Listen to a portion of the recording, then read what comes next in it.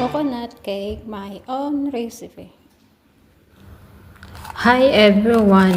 Ito pala yung procedure ko sa paggawa ng coconut milk with grease.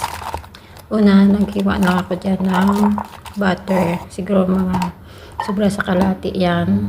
Tsaka microwave ko lang. Tsaka nag-prepare na rin ako ng, ayan, yung main niya is yung coconut. Nag-ano na pala ako dyan ng 4 na itlog, yung medium size na egg. Naglagay din ako ng vanilla.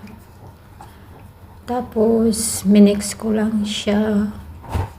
Mas madali pala ito gawin kaysa normal na cake. Kaya, ito yung gusto ng amo ko. Naglagay na rin pala ako dyan ng condensed milk, 1/2 cup.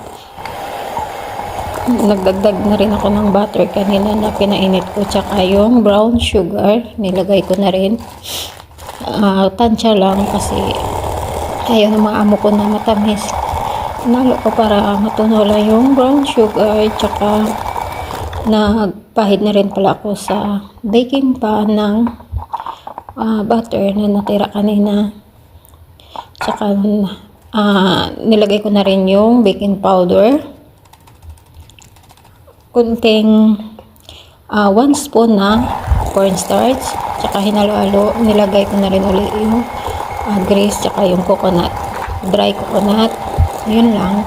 Tsaka hinalo ko saglit, tsaka nilagay na rin sa baking pan.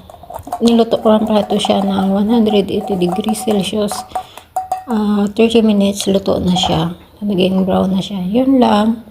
Salamat sa panood. Bye! Hanggang sa muli.